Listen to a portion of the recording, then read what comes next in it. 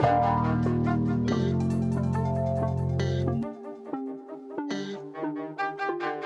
the best day of the week, ladies and gentlemen. It is Riley Friday, the fourth of its kind. Riley Davis from Heat Check joins us from his vaulted ceilings. Carter Elliott is here as well. Riley, though, let's start with you. You are the man that people come to see on a day like today. How are you feeling today, my friend?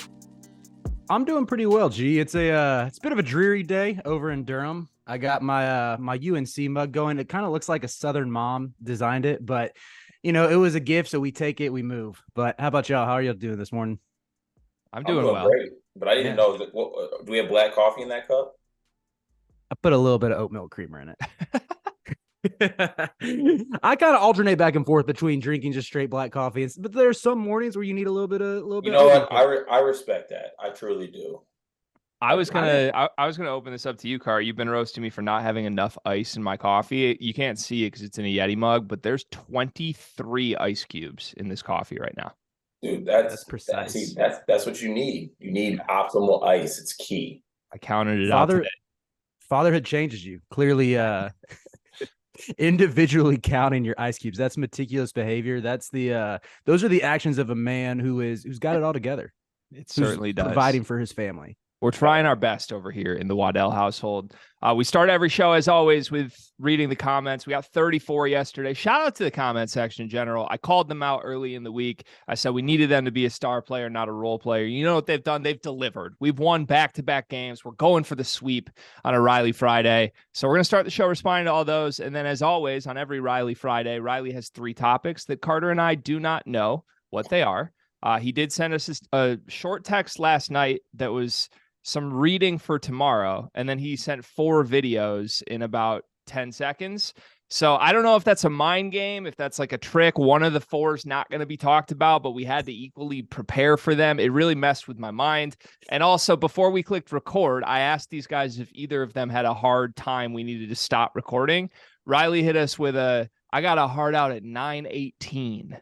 So I'm now terrified. 10:18. 10:18. Sorry, I'm terrified of this man, though. I'm convinced Riley Davis is a serial killer. Let's get right into the comments. Spartan AG says, love the pod, guys. I listen every day at work. Michigan State or Purdue or UCLA will be the next Big Ten team to win the national championship, I think. I hope it's MSU. Go Green. Love that you love the pod. Thank you, Spartan. Riley, would you buy one of those 3 teams in particular over the others to win a natty? It kind of hurts my heart to say because, I've been pumping the Sparty propaganda all off season, ranking them number 3, not backing down from it. But I think with it just feels like UCLA's gotten so close in recent years, whereas I still believe in Izzo. I know y'all have talked about how he's been able to have this late career resurgence kind of on his own terms, which I respect. And I think it bodes well these next 2 years, but I still probably give the slight lean to Cronin just because he's been showing recently of either getting to the Final Four or being a Caleb Love 27-point second half away from getting to a Final Four. So I got to lean Cronin. The funniest thing for me will be that UCLA or USC or someone enters the Big Ten Conference, immediately wins a national title, and then Big Ten fans claim it while everybody across the country tells us we can't. You just know that's going to happen. It's like Maryland's our last title, right, and we get to claim Maryland even though it didn't happen. Drake Walker, 9147, says, GOAT podcast. I enjoy hearing your guys' different starting fives. Each made good points. When can we expect the schedules to come out? Want to know what game you guys will be seeing in Champaign.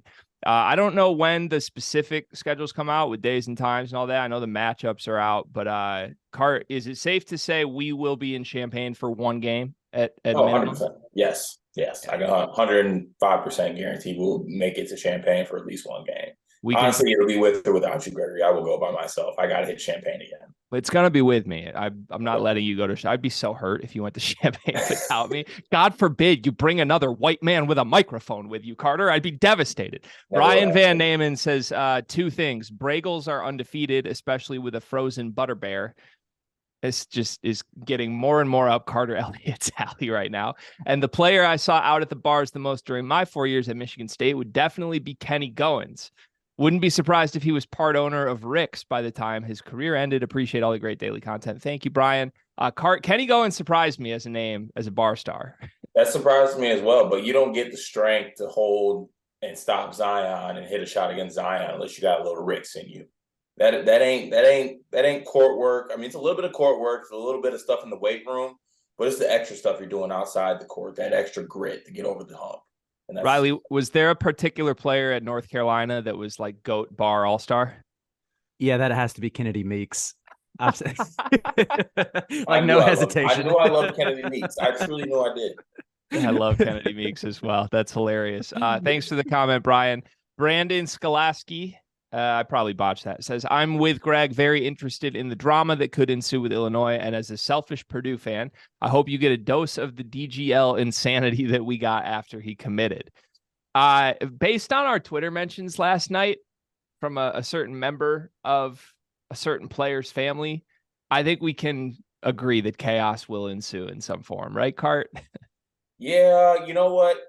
I think for Illinois and Illinois fans this year, there's going to be chaos in some way, shape, or form. Now, the true test and the true like what it's going to do is like kind of what I bring up with Illinois all the time. It's like, can this team handle adversity? Sometimes chaos is adversity. Every basketball team has some form of chaos. It's just whether it blows up or it just gets, handled, something like that. But I mean, we'll see. But by the looks of it, something might happen. Something's bound to happen.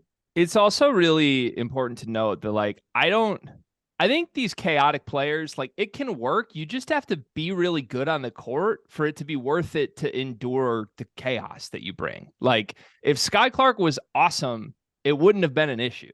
The problem was Sky Clark wasn't good on the court last year. So I think DGL seems really promising on the court. And if that works out, then I don't think you worry too much about what his family members say in our Twitter mentions. I took D Rose's SAT, said UCLA is my pick to win the Big Ten's next natty. Cronin is a pretty legit coach, and they pull in elite talent from Cali and overseas. And then he goes on to say, hoping to see you cover more high-level matchups and rivalry games this year. Yeah, we got to see a lot of good Big Ten environments last year. I don't feel like we saw like a true rivalry game though, Car. I feel like that's one of the things we missed out on. Yeah, I'm trying. Well, we did go to. No, we didn't. No, we had Michigan State at the Breslin, but again, like where they stick the media seats at the Bres makes it so hard to even experience it. Yeah, very true. Also, not completely used to acting like media at those games. Like, I got to get used to that. I'll always look back to that Villanova game where Jay Nakins put it on Kelly Slater's fucking head top, and like I just had to sit down and act like it didn't happen. That was not fun. Yeah, that's probably why they stick us where they stick us for these games. Honestly, I don't know if it's going to come to fruition. It's not currently in the works like some other behind the scenes things are right now. But I really would like to plan to go to some nationally prominent rivalry game, like a Duke North Carolina game with us doing a College Hoops to Go episode is like. Only we knew someone who lives in North Carolina. I don't know. Yeah, it's like I think it's pretty hard to get a credential for the rivalry game at Duke. I haven't gotten that yet, but I don't think it's that hard to get one for UNC Duke at UNC. So I don't know. You might as well apply and see what happens. Yeah, I would buy tickets to that game too. Like it would almost be more fun to just go and like sit in the nosebleeds and it is in Chapel Hill. That's like the UNC crowd is kind of hit or miss. There are some games where it's really good. A lot of times, a lot of like late conference games are awesome. So it just gets pretty sleepy in the non-con sometimes. But I mean, the Duke game is an insane atmosphere, even if you're as high up as you can be. I've like sat literally with my back against the wall, like as high up as you can be in the Dean Dome as a student. And it was still like top 2 experience in college. So yeah, that'd be fun. Craig CMSU says Denzel was easily the player I saw the most out in EL. Was driving by Waldo when listening earlier. Has Greg gotten any live Maction being in Kalamazoo? A little bit. I've been here 7 years now. I think. God, I'm old, but I think it's been 7 years. Yeah, I've gone to a couple Western football games. I've gone to a couple Western basketball games. Never to make any content, but I did get to interview Dwayne Stevens last summer for the Field of 68's coaching carousel series. And first of all, love Dwayne Stevens. Had like some pre-existing notions of who he was from his time at Michigan State before I interviewed him. And turns out I was wrong on a lot of those. Surprise, surprise. But my favorite Steven story is that after we recorded this 20-minute interview, I like clicked record, was like thanking him. Like, yeah, like, let me get your number. I'll text you if I'm ever going to come by the stadium or anything like that. And he proceeds to ask me very specific details about probably 15 different restaurants in the Kalamazoo area. So I could not be more in on Dwayne Stevens. Love the guy. I need to get back to a game. Brian Binns says, appreciate the daily pods as no one has brought it up and you were wearing the kit, Carter. Thoughts on the EPL transfer window and upcoming season? And then secondly, he asks if I have a soccer team. So go ahead first, Cart. Well, my thoughts on the transfer window is that for some teams, it's absolutely insane. Your team, I'm not even sure if you're still a Chelsea fan or not, Gregory, but your team is absolutely wild with their venture capitalists. But my favorite part of the EPL is that, you don't have to hear people cry. Just stop being poor. Like if you support a team that has a lot of money and has, oil money, you're just happy you buy the players you want. It's a lot of fun and you're a good team. And then the other teams can't buy them and they stink. So I'm a big Man City fan for those who don't know. You would like baseball then too. Just be a Yankees fan. Cart, go ahead. Well, no. Well, soccer is not as racist, at least in the EPL. That's why. Got it. Yeah, Chelsea is my team. So I never cared about soccer at all. And then COVID hit and it was the only sport that was trying to play. And so I was texting Cart because we're degenerate gamblers. And I'm like, I need a soccer team. Can you teach me? And he gave me a list of here's a couple things about every EPL team. And I very quickly latched on to Chelsea. At the time, they had a bunch of young talent and Pulisic, obviously. So still stand by them. Obviously not happy about where things are. And I would be lying if I said I look forward to watching Chelsea matches every week. That was a great first year for you to be a fan, though. Stepped in and won the Champions League. It's incredible. I do tend to have that effect on non-college teams, Cart. I stepped in to be a Warriors fan the year they won the Jordan Poole title. I can't claim Warriors because they were winning titles before that, but I do my job. Yeah, it's fine without you. The Warriors were 16-0 in the last two playoff runs when I touched a seltzer for a game. That's a true statement. That's not an exaggeration. And then they lost, so now they're 16-1. But I still stand by my role in that. Thank you, Brian, for the comment. Shane Tracy 20 says, Flag is from my hometown, by far the best player that has come out of Maine. Beal got upset because he was getting cooked from a kid who gets his hair cut from Supercuts. Cart, you're our Supercuts expert here. Your thoughts? I mean, it's one thing to get cooked by somebody. It's one thing to get cooked by a young kid. If you're getting cooked by a man with a Supercuts haircut, that's the last straw. That would get me upset. So, more importantly, we have listeners in Maine. That's incredible. Well, I feel we got to say something nice about Maine. Literally said there's nothing in Maine except Cooper Flag. Riley, you ever been to Maine? I haven't. I have a lot of friends who have been going to Maine this summer, though. It seems like Bar Harbor, that's the big tourist attraction. Is Martha's Vineyard in Maine? No, that's Boston, isn't it? Or Massachusetts, sorry. Riley just outed himself as many things when he said, I have a lot of friends who have been going to Maine this summer. Hey, I told you I went to a private school in Charlotte the first time we were on here. None of this should be surprising. You're right. Somebody in our comments yesterday was roasting us for being what was it? Basically privileged and pretending we're not, pretending we're blue collar. we're private school kids. Well, oh well. That boy from Illinois says, I'd bet my life savings that Juwan is gone next year, regardless of how Michigan finishes. He wants to coach the NBA after this year. Jace will have graduated. Jet will be in the league. I see no reason why he'd want to stay. Yeah, that's sort of where my gut is too. That boy from Illinois, but Doug McDaniel and Terrace Reed, I think, would be the reasons to stay. If they're really promising, maybe he talks himself into ending his career on a high note. Either way, I don't think he's at Michigan longer than 2-3 years down the line. Jace is gonna use a COVID year. Boy, ain't going nowhere. Yeah, I mean, and whenever his COVID year's done, he's going to be on the staff as a grad assistant and then as a coach, and then he's going to hand the reins to Jace. It's going to be lovely. I'll never escape Jace Howard. Nate Rhodes says, speaking of MSU schedule, the way Izzo is scheduling this year will help the Spartans. Not traveling 100,000 miles in the first month will bode well for MSU going into Big Ten play. So, Cart, first of all, thanks for the comment, Nate. I'm just curious. So I thought scheduling difficult was what helped Michigan State, but now not scheduling difficult is what helps Michigan State? Well, there's a balance. You can schedule difficult, but probably don't schedule off of 4 back-to-back games in a PK 80 and then traveling overnight to play a day later in Notre Dame across the country. That's just stupid. Cormac Ryan legacy game.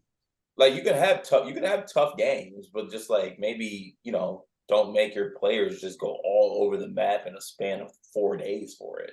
I still think last year and this year seems like Izzo has found the golden nugget of scheduling big name programs that are actually in down years. Like last year, we screamed about how difficult the schedule was, and then they played Villanova at home. Like that was supposed to be a hard game.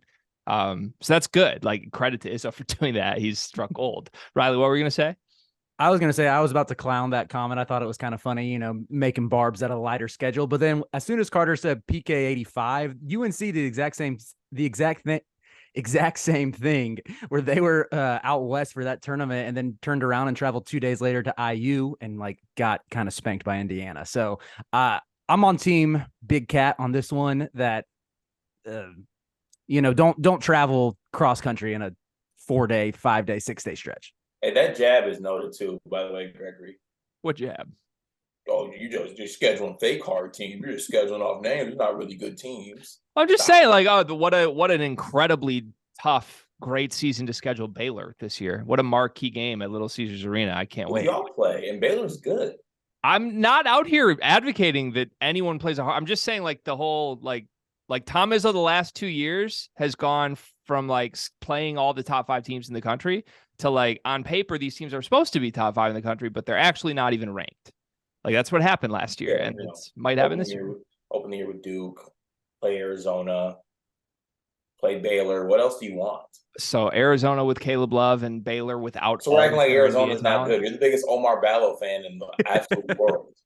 Look, it's a good schedule. We don't need to go running around saying like Izzo did the hardest schedule in the country because they played Baylor at a neutral site. Scheduled some hard games. They played Baylor at a neutral site in Michigan. Wow. Duke with Kyle Filipowski and his geriatric hips. Like moving on. I wasn't even trying to diss Izzo. I think Carth's just being a little sensitive this morning in his sad boy hat. It's okay. Nate Rhodes has another comment. He says, just watch Moneyball tonight and wondering if you guys have been this summer. I'm buying Kohler stock. I know it's just a weak summer league, but he changed his body, has the confidence to score. He averages 12 points this year. We have not been to Moneyball this year. We did go to Moneyball last year. I think we left that event thinking we probably wouldn't go back unless it was for content purposes. I agree with you that Kohler is in line to take a jump this year. I'm buying Kohler stock. 12 a game seems like a lot, though, Cart. Yeah, 12 a game seems like a lot. I definitely am buying Kohler stock as far as I feel like he's not talked about enough of being a guy who could actually take a little bit of a leap. Everyone's kind of just talking about that guy being Carson Cooper, and Kohler gets lost in the mix. Last thing I'll say about Moneyball is the winning team of Moneyball was led by Jackson Kohler and Trey Holloman. So take that for what it is. Trey Holloman hit more threes than any player in that event, and I have no idea what to make of that. Also, I'm posting a video on Twitter probably after this of Jay Nakin's highlights at Moneyball. This man, like on a semi-fast break, bounced the ball to himself, self-alley-oop between the legs. Like literally in mid, like not open, completely open fast break. There was a defender kind of near him, and it was nasty. I'm not surprised by that. Love Jay Nakins. Riley, I think you made a little smirk when Carter mentioned the name Carson Cooper. Any thoughts there? I'm all in on a Carson Cooper breakout. All it took was like 2-minute highlights of him catching lobs and like not even rebounding, because I know he's not really a good rebounder, but blocking some shots when he got in off the bench during Michigan State's tournament stretch. Bro, I gotta bring this up because I love my boy DK to death. I truly do. But the fact that he's trying to get me to buy in on Carson Cooper because he had a pretty good game against Joshua Morgan, it's just not doing it for me, man. I'm sorry. It just doesn't hit the same for Cart, I guess. But legitimately, it's easy to see him filling a role as like a rim runner and a lob catcher, you know, where, correct me if I'm wrong, but maybe his defensive potential and ability in transition is a little more valuable than like theoretical Jackson Kohler post moves. Yeah, that's true. That's DK's point for the record, and I do think it's a good one. Carter, is it fair to say Michigan State has the best backup centers in the country? No. Oh, okay. My bad. I was just feeling that out because last year was a big, like, we have the best guards in the country last year. You probably do this year, but I was just curious if we were like moving the needle to Best back. You could start claiming best backup centers. Get this all out in the comments. I do not like your attitude. Carl Jackson says Flag now has 2 crystal balls to Duke and is likely going to reclass. Yeah, he's going to end up at Duke, and he's going to make Riley's life miserable for 4 months.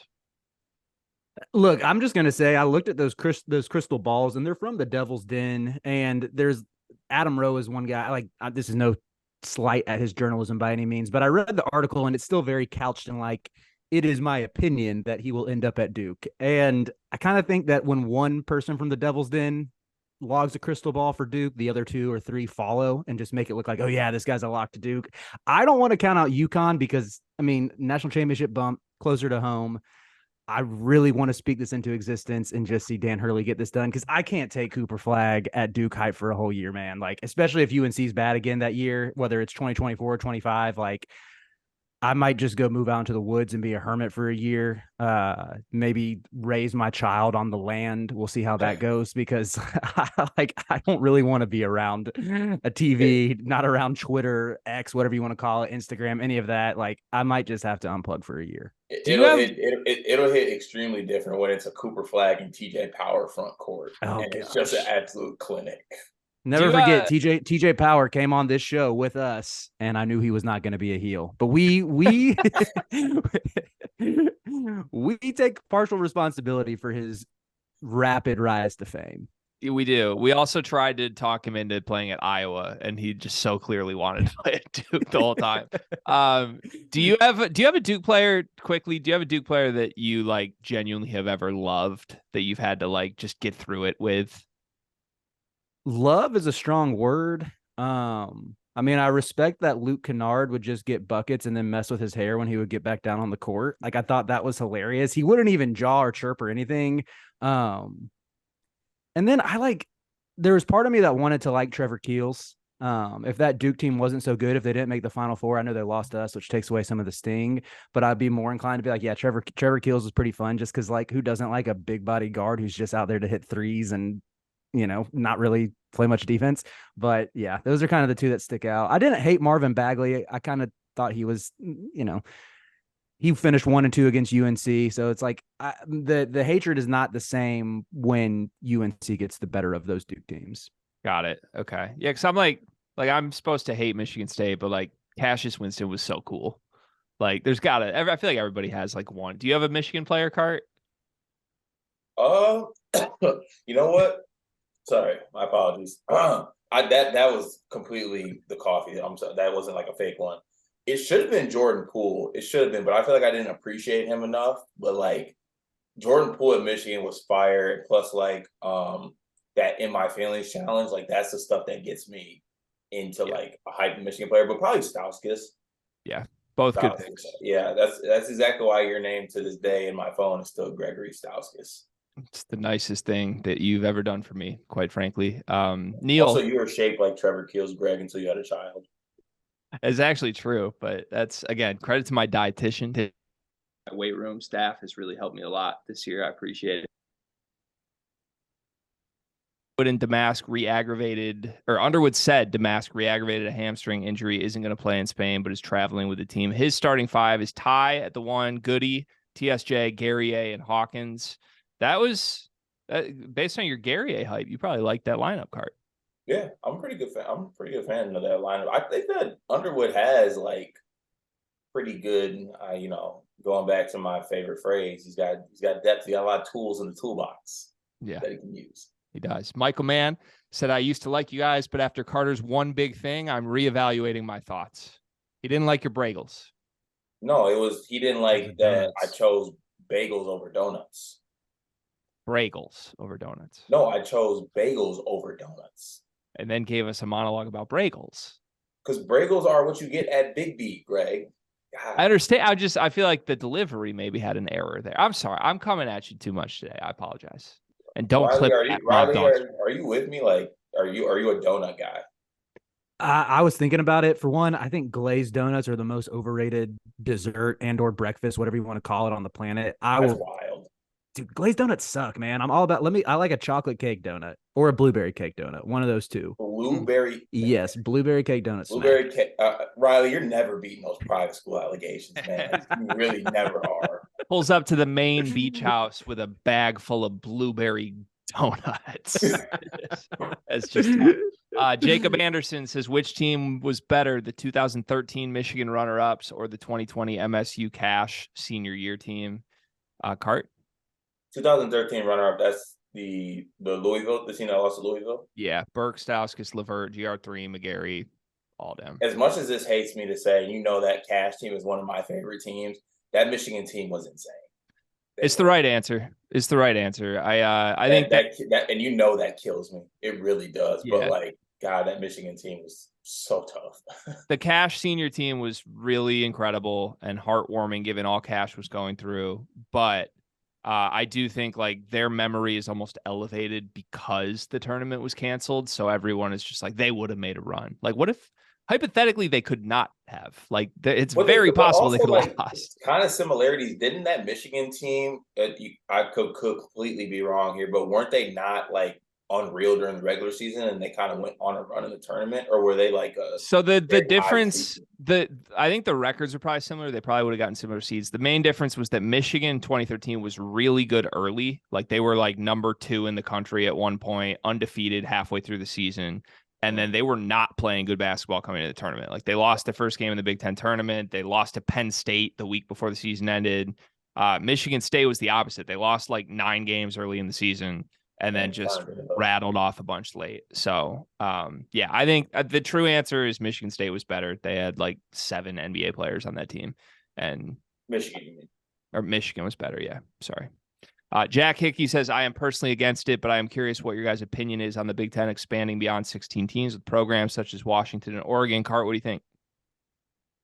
I feel like I'm in the minority with this because I just is what I see talking points and talking heads on Twitter. I just kind of look at it on the surface level, I guess. You look at, let's say in particular, Arizona joining the Big 12.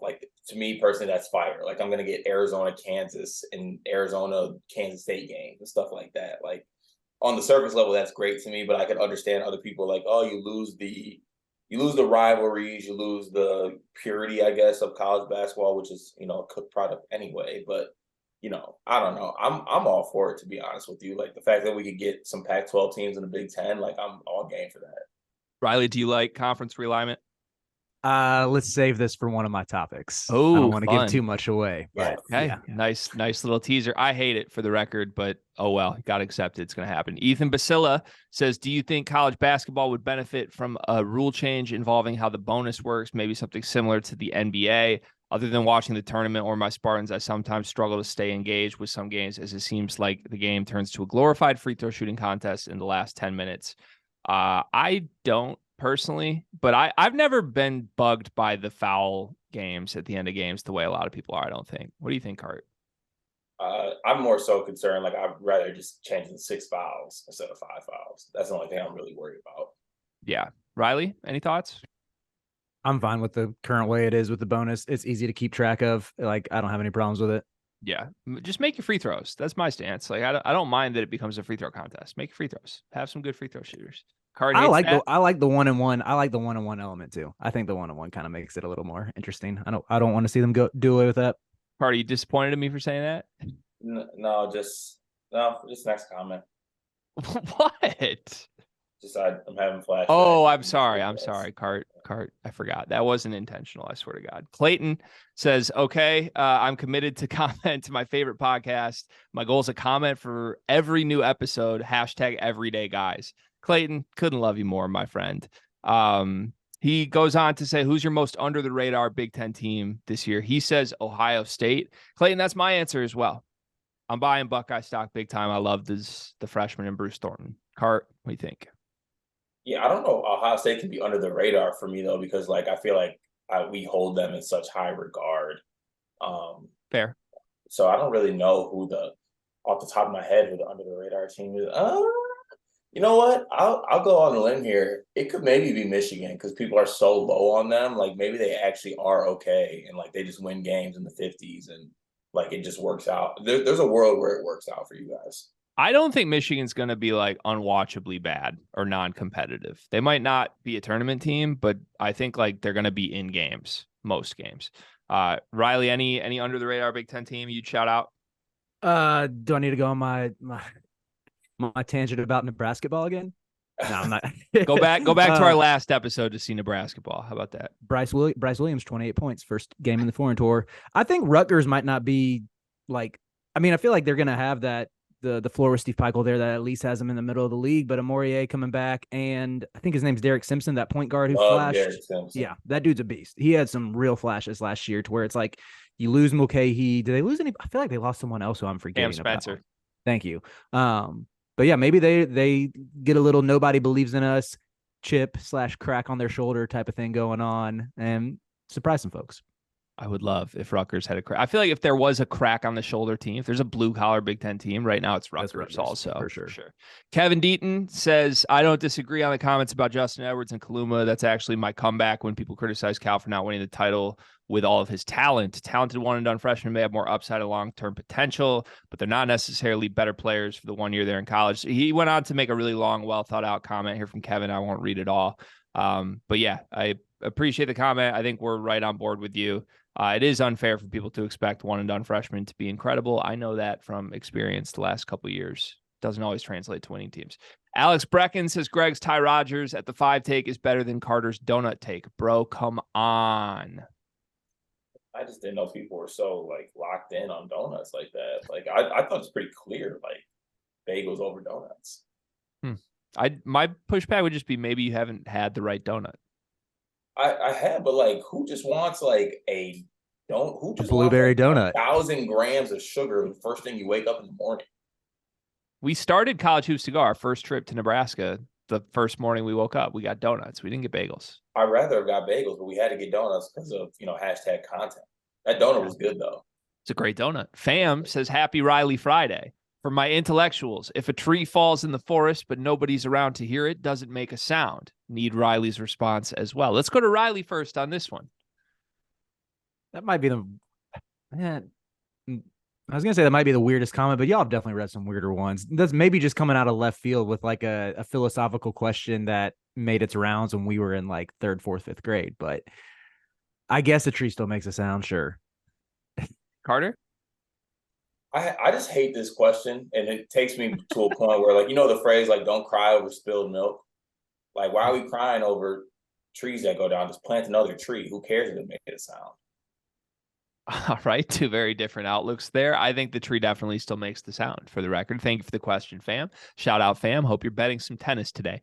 Aiden Tree says Bryson Tucker, Jalen Harrelson, Trey McKinney, Darren Peterson. Which ones, if any, wind up at Michigan State? Cart, what's the answer? Optimistically, I say 2. And the 2 would be Harrelson and Tucker. Okay. I think McKinney ends up at MSU. I'm just going to say that. I don't know about the other 3. I think McKinney ends up there. Jacob Pettigard says, thoughts on Christian Anderson and Brooks commits? I'd imagine one of them decommits. You texted me about Christian Anderson a couple of days ago, Cart. Yeah, I like Christian Anderson more than I did before after like watching some film. I was watching some of I'm not sure what age group it was. I know it was a FIBA tournament. I think he was playing for Germany, I believe it was. He's got some game for real. I mean, he's undersized, but he's got like that undersized bag, I guess I would say. Like, he can get his shot off. He's got a handle. He can really shoot the ball. Like, you don't want to leave him open. Still undersized, but like, I'm way more in on him than I was at first. Yeah, I've always been relatively in on Christian. I don't view him as like a save the program guy, but I was happy when they got him, and I've always followed him thinking like he can be a player. I was really upset they got Fat. I just think that's a waste of a scholarship. Is that? I was wondering who Brooks is. Yeah, Fat Brooks. I was really I didn't want him to end up at Michigan at all. And to me, I read that as they were recruiting over Christian. I think they were hoping to prod Christian out of the class by bringing in Fat Brooks. I think that'd be a major mistake. I think Christian Anderson's a better player. We'll see what happens here. I think if it's just the 2 of them, I think they both stay committed. If they add another guard, which they are still recruiting other guards, then I think one of them would leave, and it would probably be Christian Anderson, and I would be really sad. But there are people who say Christian Anderson's just Foster Lawyer. Where would you be at on that spectrum, Card? Do you think that's like a good outcome? If he was just Foster Lawyer, is that a good outcome for Christian Anderson, or is that bad? I think he has way more of like a bag than Foster Lawyer, to be honest. Like, me too. Yeah. So I'm not really sure. I guess like size wise, yes, but like Christian Anderson has a different type of bag than than Lawyer does. No, Yeah. like complete shade of Lawyer, but I would. I think he's craftier. I don't mean to actually like comp the caliber of player at all, but he's like, if you took Foster Lawyer and gave him a little of like Trae Young sauce, that's Christian Anderson to me. We'll see what happens. Keith Johnson says, am I the only MSU fan who also thinks it's ridiculous to name the new football facility the Tom Izzo Football Building? Riley, as an outsider, should this be the Tom Izzo Football Building? No, but at the same time, my football team has Jumpman on their jerseys, and the only time Michael Jordan ever shows up in Chapel Hill is when he can promote the Jordan brand, like specifically for the football team. So I'm in no space to criticize. Cart? People are just wild to me, man. They really are. There's no way they really care about the name of the buildings. Man, honestly, I'm starting to question my rivalryness. Like, am I like out of pocket for not hating that you guys like named the economics hall after someone who didn't teach economics? Like, what are we talking about here? People are insane, man. Yeah, people are insane. It's also like, it's insane. The whole conversation is insane. I've only seen one like egg Twitter account from the Michigan side be like, this is stupid. I've seen like 1,000 Michigan State accounts quote tweet that one tweet and be like, I'm going to kill you for saying this. So like, it only takes one little piece of a chip on your shoulder for Michigan State Twitter to jump on you, but rightfully so. You should name everything on campus Tom Izzo, whatever. Tom Izzo Art Museum, Tom Izzo lit class. I don't care. Tom Izzo can name whatever he wants. He's Tom Izzo. Brandon Snyder says, how much money do you guys make doing this? And then he gave a very large scale from A to I, where the top of the scale is Purdue equals 100,000 or more. Iowa equals 20,000 or more. And then he said, screw the rest of the teams in the conference. I hope you make at least $20,000. You deserve it. I don't know how specific. We're Minnesota. We're Minnesota. Minnesota. Yeah, we're Minnesota. Would you be okay? Can I take like 45 seconds to actually give a well thought out response to this since someone asked us in our comment section? Yeah, sure. Okay. So the whole goal with doing these daily episodes is to put ourselves in a position where we can at least cross the Iowa threshold sooner rather than later. Historically, anything we've done as sleepers on this channel or just as sleepers in general has not been for money. It's been more like we're doing this we love doing it and we think there's potential one day to get paid for it. The Bleacher Report thing we did at the end of last season was the first contract we got. And I will say that was really good money for one day's work. That was not Minnesota scale. That was closer to crossing the tournament bubble threshold. Now for this upcoming season, we do have a lot of stuff behind the scenes. I've said that already. We have some interviews coming that would potentially basically sponsor or adopt or own the rights to some series that we want to do.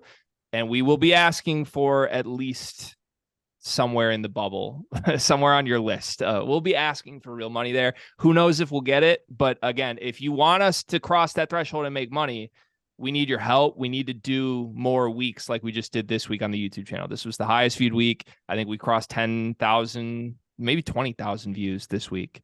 So these comments help. Watch this video, watch the other two videos we put out every day. Just click into it. If we can point to those numbers, we will be able to make money sooner rather than later. Thank you for the question, Brandon. Thank you for saying we deserve to get paid. Tanner Hessling says, what type of golf balls do you guys use? I feel like Cart is a Callaway guy and Greg buys some off-brand stuff. I am a Callaway guy in golf, but I'm also like whatever I find along the way. So like I'll pick up anything. I'll play anything. If it's Vice, I'll play it. Top Elite, whatever, I'll play it. But yes, I do purchase Callaway balls. Got it. I am not a pick up and play guy. I usually just play Titleist. Doesn't matter what type of Titleist, but I buy Titleist. I play Titleist typically.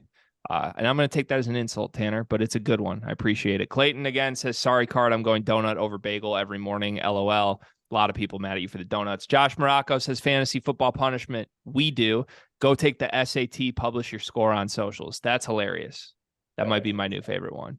Zach Stewart says, Greg, did Carter say you're from Portage? That's where I'm from. If so, what is your go-to golfing spot around here? I prefer Millam.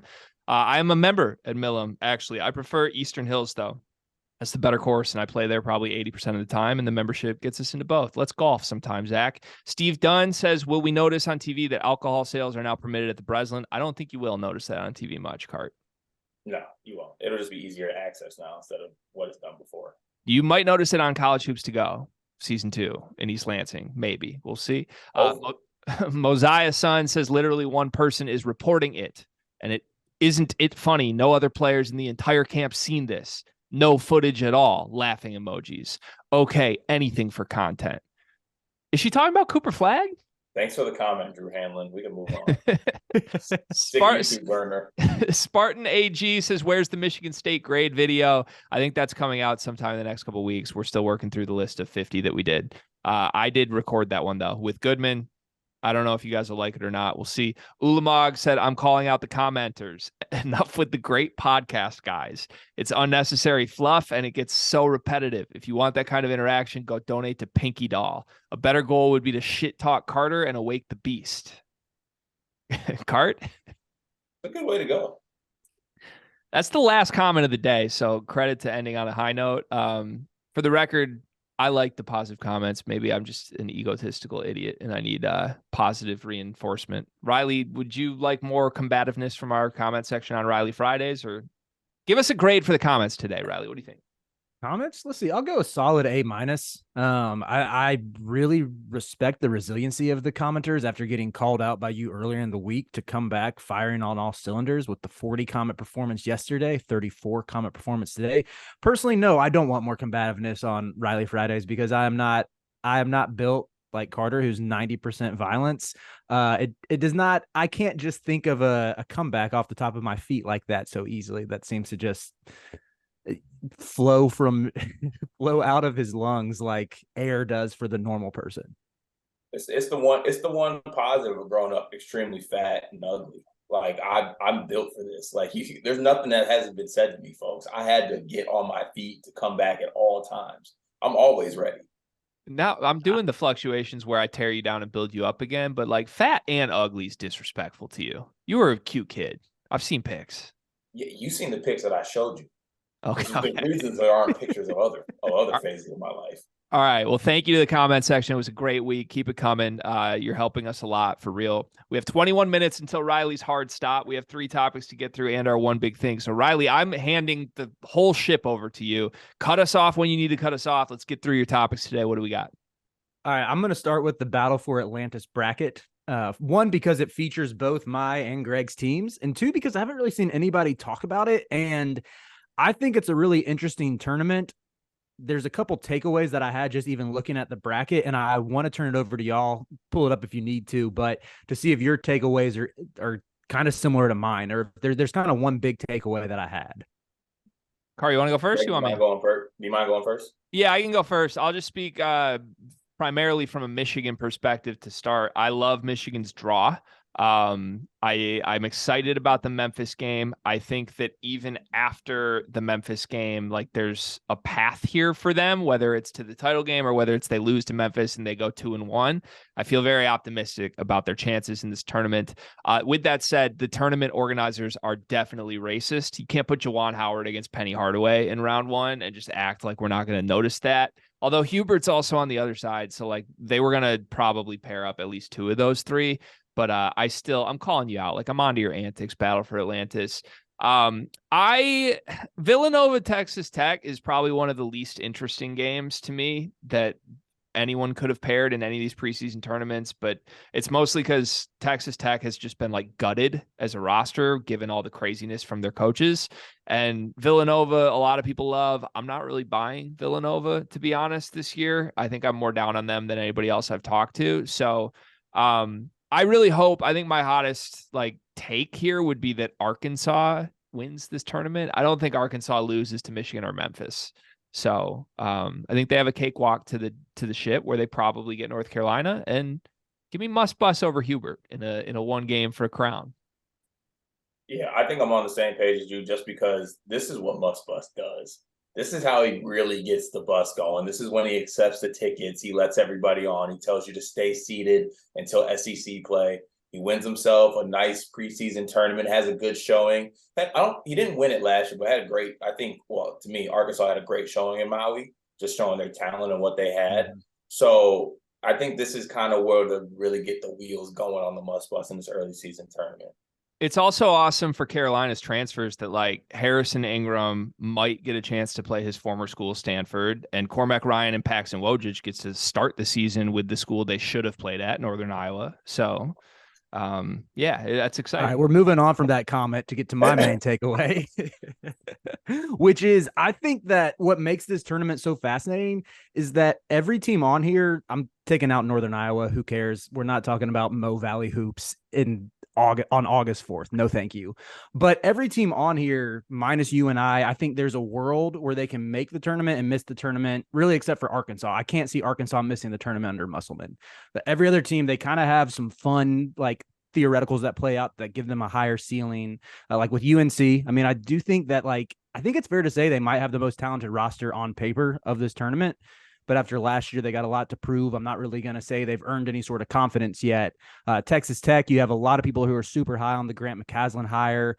I'm tempering expectations a little bit more just because we've seen really good mid-major coaches flame out of the Big 12 recently, whether it's Shaka, whether it's Steve Prohm. Porter Moser's not looking great right now, or he hasn't exactly lit it on fire. Nova, kind of the same concerns as Greg. Like, the roster's great, but who knows what Neptune's going to look like this year.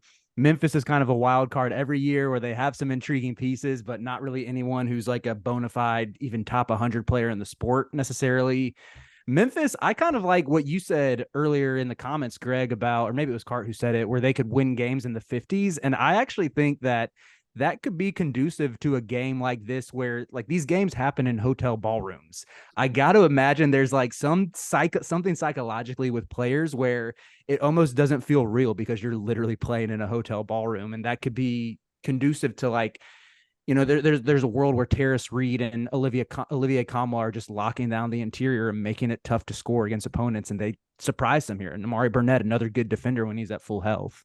Then Arkansas, I think they have talented roster, some intriguing transfers again, but not a ton of shooting. And we saw how, you know, I don't think that's enough to keep Arkansas out of the tournament, but we saw that play out a little bit last year with just sort of limiting their ceiling and not quite as good as some of the other Musselman teams. Okay, this might be a full-blown homerism take, but as I listen to you go down the list of teams that just are wildly unimpressive, like I forgot Carolina didn't make the tournament last year. That's a true thing. Like, I'm looking at this bracket like, oh, Carolina's the 1 seed. I forgot. Like, they have a lot to prove. The last time Juwan Howard was in the battle for Atlantis, anybody remember what happened? I do. They beat Carolina by like 20, and we made it close at the end. And then they beat Gonzaga 2 days later. It was Juwan Howard's second week as coach at Michigan. He inherited Xavier Simpson, John Teskey, Eli Brooks. He was dancing at half court when they won. Was that the tournament?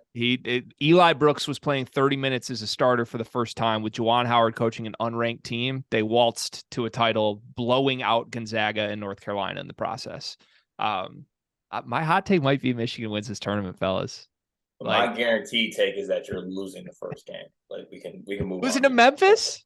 Yes. They're not. You can't guarantee that, man. Maybe there's just something about, you know, Juwan getting access to water slides, a little water park action in Atlantis that rejuvenates him and it allows him to tap into some sort of coaching magic for this tournament.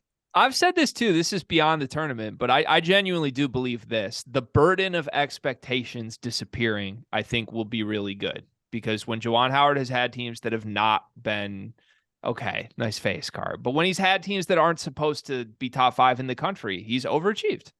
And when he's had top 5, we know what he's done. So nobody thinks this team is going to make the tournament. Great. Roll the ball out. Give me Penny. Let's see what happens. What will you do, Greg, if this tournament is the coming out party for Yusuf Kayat?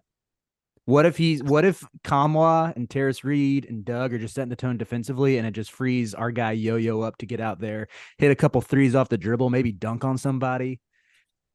So if that's Yo-Yo, I'd be happy, obviously, but I would still be so scared it's not real. Like, I would think it's just a 3-day out-of-body experience. If it's Doug, I will be insufferable. Like, I will literally show up at Cart's doorstep with, like, I don't know, like, I'll be pretending that I'm a foot smaller than I am, pretending I'm Doug McDaniel in full Michigan uniform like I was in Ann Arbor. That's funny, because speaking of water parks, he's the only player in this tournament that will be confused for an actual kid when he's there. Yeah, he's going to have to meet the height requirement for the biggest slide. He's going to be watching Yo-Yo and Juwan go down the slide. He's got to stay in Camp Snoopy. That's interesting. I think that's the first small Doug joke that you've made since he punked your best backcourt in the Big Ten last year and won. Did he? Because I remember that he wasn't old enough or tall enough to drink water by himself and lost to us in the Breslin. Yeah, I mean, I'd just say like your usage rate Your on point Doug guard doesn't drink water. Your usage rate on Doug, of course he doesn't drink water. He drinks tequila. Okay, your point guard guzzles glizzies and is happy about it. Let's move on, Riley. What do you got? All right, the second one we have, and this was what Greg hinted at the beginning with me sending some videos for homework.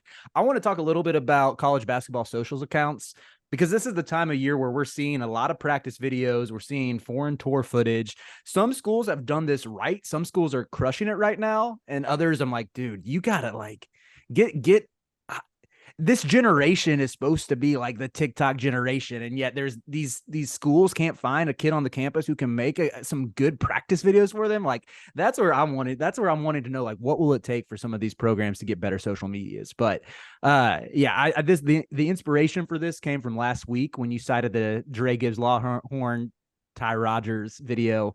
But the first one I wanted to start with, we'll start on a good foot, and that's with Alabama, because their video was the very first highlight was Aaron Estrada throwing a lob to Grant Nelson, and that is how you get your fan base excited. You take your transfer, the one who, some people have been naysayers to Grant Nelson that he won't translate to the SEC. They didn't shoot well last year, and you feature him with a nice little lob. He had several dunks in the video. Well done, Alabama.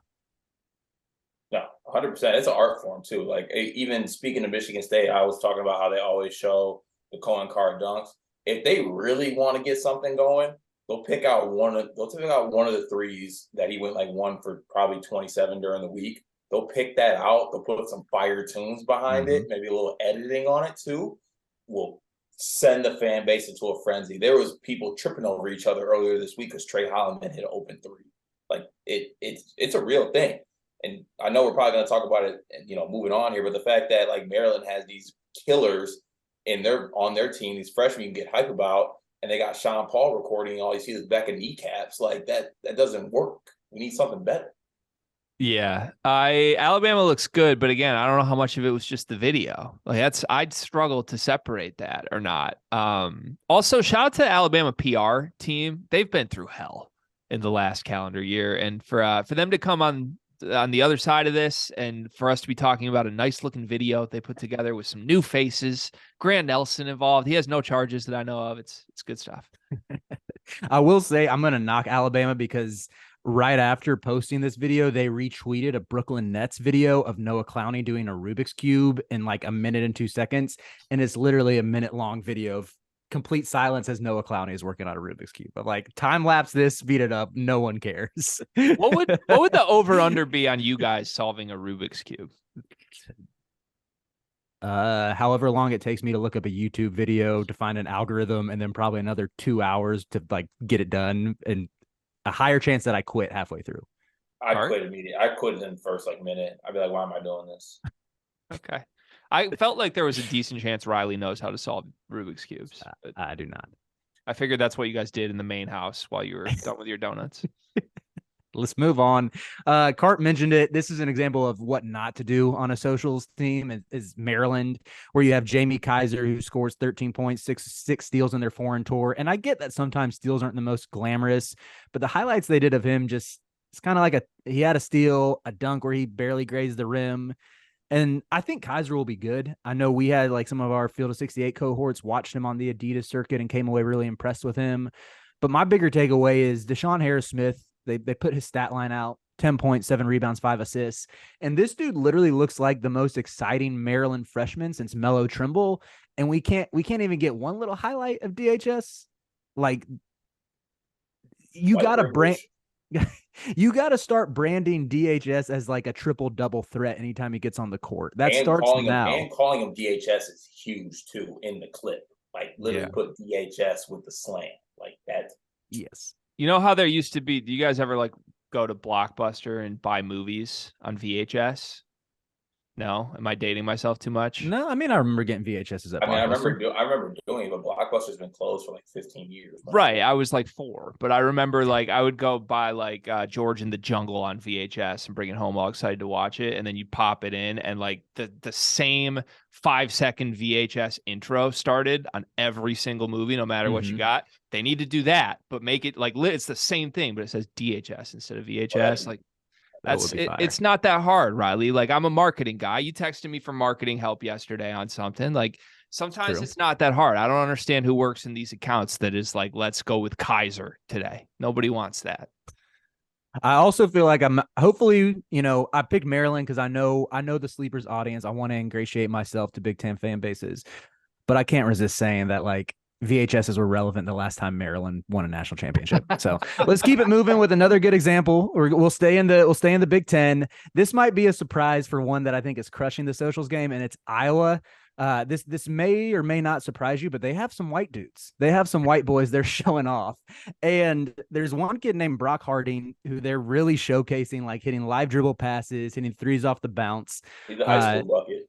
And if people know Sleepers Media, we are very pro forearm tattoos, especially on white players. And since committing, Brock Harding got the full forearm sleeve. So I'm a little bit, my interest is peaked in Iowa. They might be that under the radar team we're looking for in the Big Ten. Maybe I should bet on some Iowa games. Okay. All right. I just Googled Brock Harding and that took me a second, but I've never been less intimidated of a player off of a headshot than Brock Harding. Yeah, his headshot's bad. He's a bucket. Okay, good. I need to see the forearm sleeve for sure. So here's my general stance on Iowa. I was an honorary Iowa fan for like a decade. Before I was ever trying to do anything in college basketball, I had future head coach of Iowa basketball in my Twitter bio for like 7 years. Like in high school, you had to write like your dream job and write papers on it. I said, I'm going to take over Iowa. They're a sleeping giant. So it was like a religious experience for me to go to Iowa last year and see that Carver Hawkeyes underground. First of all, it's everything I could have ever wanted. And then I walk in and realize it's just a community full of people that have let the McCaffrey family get so comfortable with mediocrity. It's devastating to me. Like Fran can do whatever the hell he wants. Know he's going to lose every single year in the tournament and just keep repeating, press the same button over and over again. Everyone's like, oh, that was a fun game. Like, let's go get popcorn. Like, it's insane to me. And his wife is nuts. I mean, Mrs. McCaffrey was like literally on the court trying to get technicals in the middle of the game, every media timeout in a game that Iowa was like up in that we were at.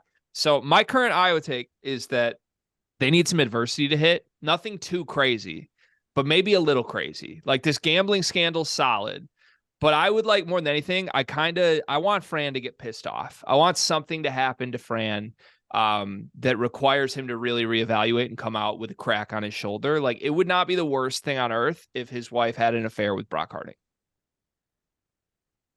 Let's move on. The only thing I'll add to that is if you're going to be mediocre, at least give your fans a cake pop like Nebraska. You didn't like that idea, Card? I thought you'd be all on board with this. That's insane.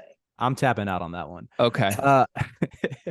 Last thing I'll say, because we're pressed for time. I did want to shout out Butler. Well, it's Butler. Okay, Butler move on to the next thing. I'm not okay.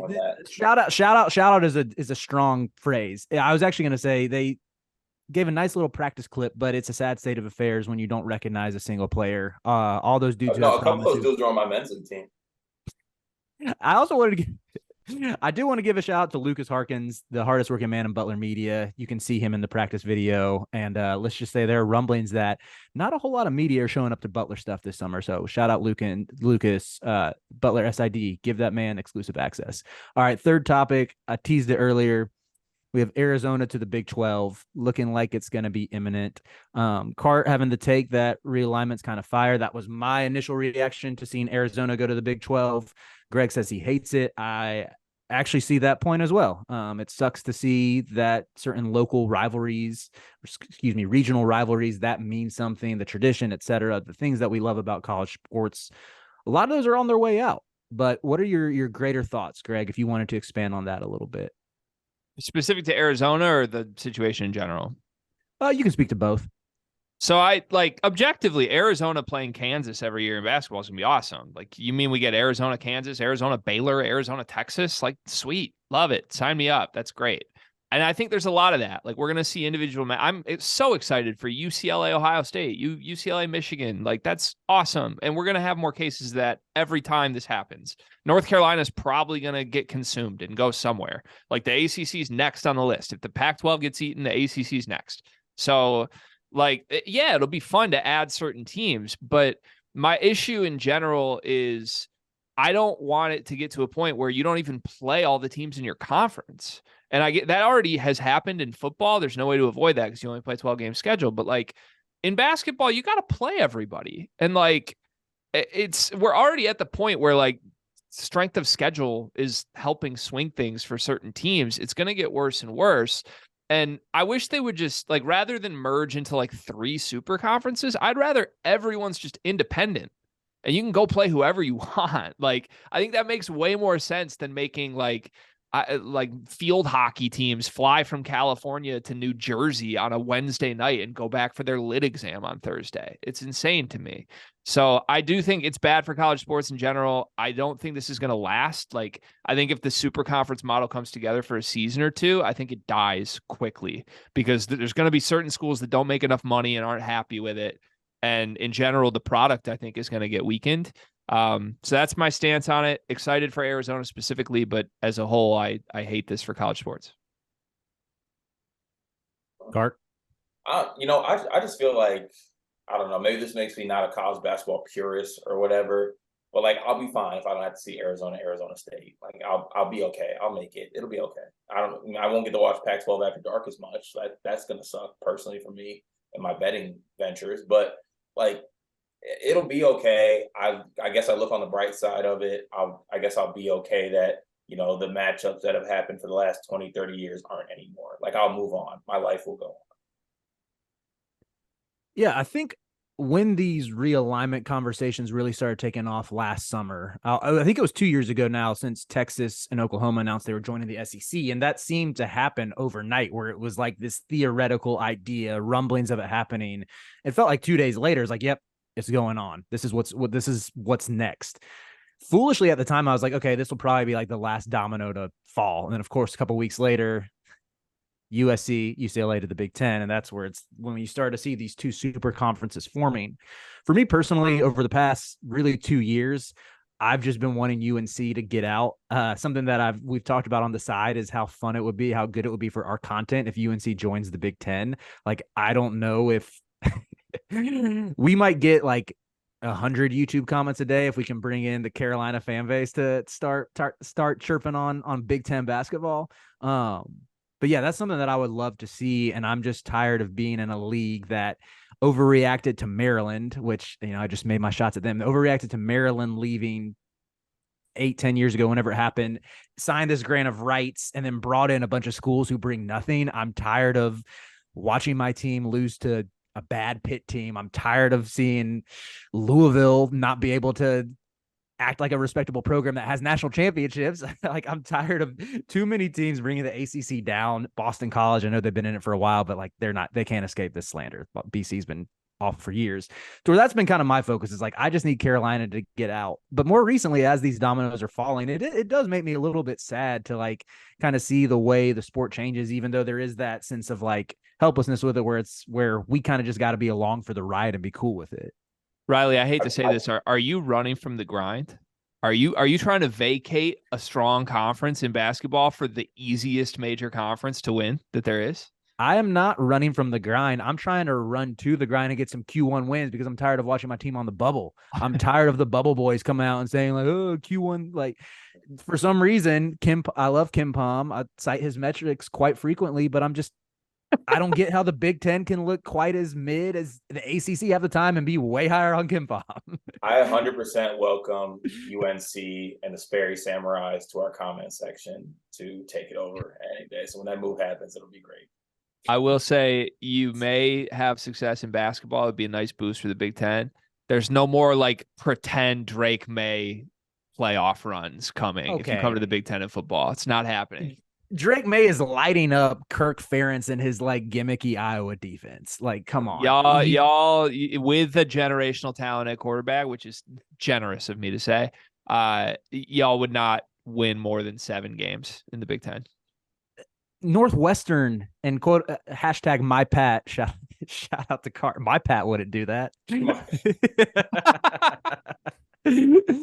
Northwestern won 10 games like what 5 years ago? Like if Northwestern could do it, I think you're right. Carolina is perennially like a 6-7 win team, but every once in a while, kind of the UNC football hope is just get me 9-10 wins like twice a decade. And play Michigan, happy. Ohio State, Penn State, Michigan State every year.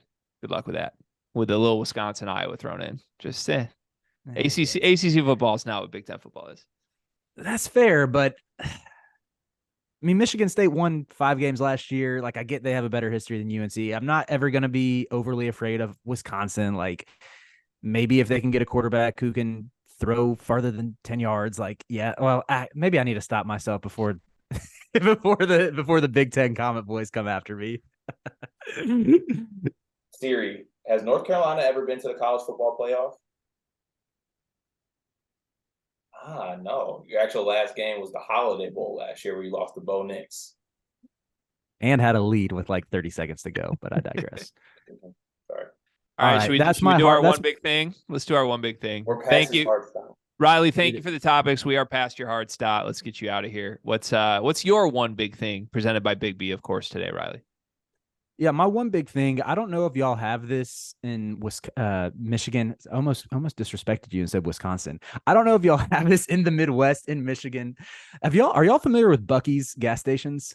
Yes. Bro, I see it over TikTok all the time and I want to go, but they don't have them around here. For one, Buc-ee's sponsor the pod. For two, I had my first Buc-ee's experience coming home from the beach last week. It was overwhelming. It was like if Disney World was a gas station. Like, I'm talking, it literally took at least 30 minutes getting off the exit to get through traffic to get to Buc-ee's, and then like another 25 minutes when we were leaving to get back on the interstate. And I don't know if it was worth it, but it was kind of cool. It's like sort of like a Cracker Barrel on the inside with actually some pretty decent food. I know Cart doesn't eat red meat. I've been trying to follow suit and limit it, but I did get a nice brisket sandwich that was easily the best gas station food I've ever had. Really good chips. They have like the homemade chips that are fire. So love the cute little woodchuck looking mascot at Buc-ee's too. So it's worth a trip if you can make it, but just be prepared. It's like an hour-long detour if you're trying to get somewhere. Wait, Cart doesn't eat red meat? I mean, I have, but like I'm not seeking it out. Like, I don't want a steak. I don't want red meat. No. Okay. I thought you definitely eat red meat. Just confused. Also, Riley just brought the trinity of private school allegations full circle with the on my way home from the beach. Very nice. All right, I got to dip. I'm past my hard stop, but enjoy your one big thing. Riley. You're gonna miss my big thing, but it's okay. I'll update you. I'll watch it later. Goodbye, Riley. What's your one big thing, Carter? My one big thing is that this also comes back to me personally. I'm sorry I've been so personal on one big thing lately, but every like spot that I'm in, like if I go like with my boys or any family function or something like that, if like there's extra food or like a lot of food, everyone like turns to me to like eat more. And yes, I'm large, but my appetite really doesn't fit my body necessarily. Like Greg, you've been around me enough on like road trips. I don't really like shovel food or like eat a lot for a guy my size. But everyone like looks to me like, oh, Carter will finish it. Oh, send it home with Carter. Like I went to last year at Thanksgiving for breakfast. I think we stopped by, I'm not sure they're my wife's cousin. So I don't know how that relates to me, whatever, cousin-in-law or whatever. And they like send me home with like 4 cheesecakes. And I'm like, what am I going to do with 4 cheesecakes? And they're like, oh, you'll eat it. You'll eat it. And I was like, what do you mean by that? So stop forcing food on people dependent on their size. That's my one big thing for today. So you think it's entirely size based and it's not just a generosity thing? No, they see me and they're like, oh yeah, like he'll eat it. That's crazy.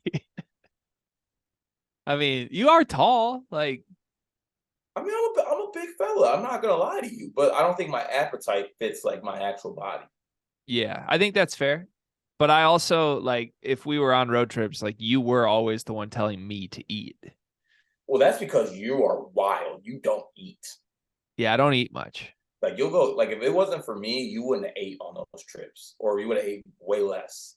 That's more of like just when traveling, I don't eat much. But now, like now that I'm actually like eating fruit and running, like my new routine car is that I wake up super early and I usually don't eat anything until like 5 p.m. And then I just have one big meal and that's it. Okay, that's kind of like I mean, I don't eat. I have like for usually I have my coffee, protein bar, no cow protein bar by the way, fire. If anyone's looking for protein bar out there, no cow or Quest bar is very good. Birthday cake flavor. Um, and then like I'll eat lunch at like I don't know, like 2, something like that.